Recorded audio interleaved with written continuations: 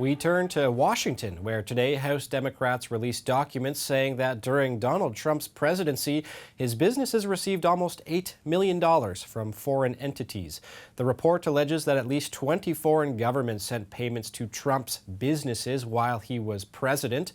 For more, Aaron Blake, a senior political reporter writing for The Fix at the Washington Post, joins me now. Hello, Aaron. Welcome to the program. Hey, Brett. Thanks for having me. So let's start with these documents, this report. What's in them? What do you see as the key takeaways?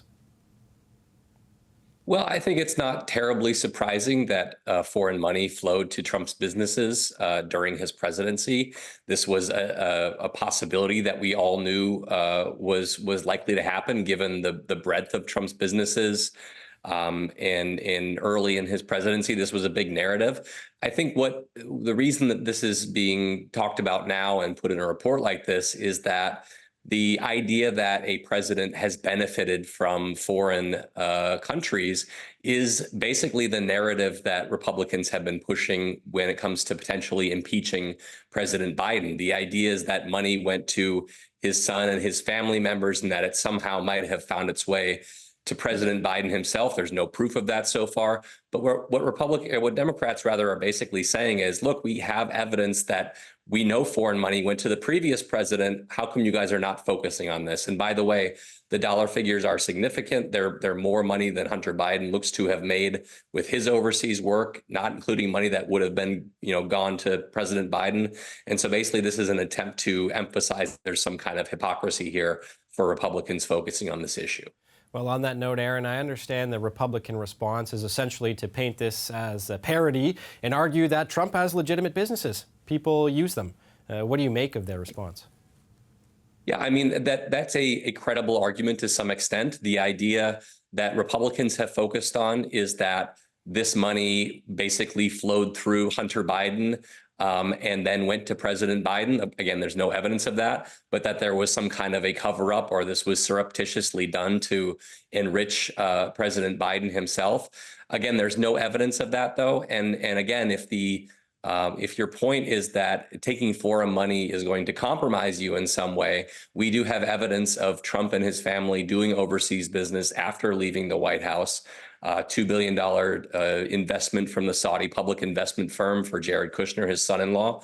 And then we have this money that actually went to Trump's businesses from these foreign entities that could, plausibly be read to have, currying influence with the incumbent president. And so I would expect that Democrats, as Republicans move forward with these impeachment proceedings, are going to be pointing to this number over and over again and basically arguing that Republicans are not interested in what they're talking about with impeachment. Aaron, there's certainly no shortage of troubles that are following the former president, from the indictments, the criminal cases, the constitutional issues. So where do the conclusions in this report rank in significance when compared to some of these other issues?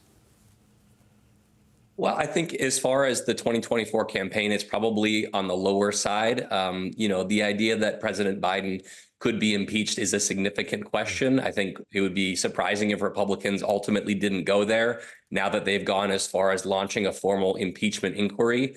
But we have also seen in the past that merely impeaching a president doesn't necessarily have a huge political impact. When Democrats were doing this with President Trump a couple of years ago, there was a real fear in Democratic circles that it would actually help Trump by looking like it was too political. And so I think when you're looking at things that could actually impact the campaign, we're looking at what the Supreme Court is doing right now when it comes to Trump's ballot access, when it comes to his argument for immunity. And of course, we're talking about the 4 criminal trials that Trump is facing, which we don't know precisely when a lot of them will begin, but they could take place at some point during the 2024 campaign. Now, when it comes to some of those appeals to the Supreme Court concerning whether or not Trump will be on the ballot in certain states, what are some of the scenarios that could play out with those appeals? Well, there's a lot of different scenarios. The conventional wisdom is that a Supreme Court that leans conservative, that Trump nominated 3 of the 9 justices on, would not take him off the ballot. Basically, that it would overturn these rulings in both Colorado and Maine, the 2 states that have taken Trump off the ballot for allegedly engaging in insurrection. I think there are a lot of different ways they could arrive at that, though. They could make a procedural argument, basically saying that the president is not subject to this qualification in the 14th Amendment. They could say that Congress needs to lay out some kind of a procedure to execute this this portion of the 14th Amendment. They could do a lot of things that don't involve actually deciding whether Trump engaged in insurrection. But a few people that I've spoken to also suggest that it's not out of the question that the Supreme Court could rule, along with Colorado and Maine, that this is something that states can do.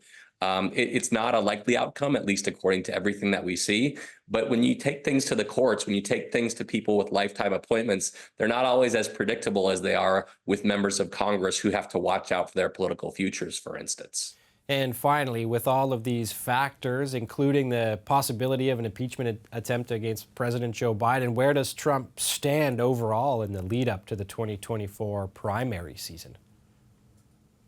In the primaries, we have the first contest starting in about 10 days here in Iowa, and then the next one a week later in New Hampshire.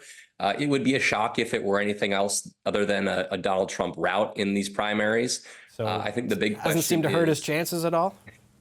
No, not in the primary. I think we need to separate those two things. In the primary, all these indictments, all this legal scrutiny only appears to have rallied the Republican base behind him. In the general election, Trump appears to be doing somewhat better than he was several months ago, but it's not clear that that's attributable to this legal jeopardy. It could be that that's more attributable to President Biden's own struggling image ratings. And so we do have a very close race in the general election. It looks like that race is going to be between President Biden and former President Trump, and then we'll go from there. All right, Aaron Blake is a senior political reporter with the Washington Post. I appreciate you taking the time today. Thanks, Brett.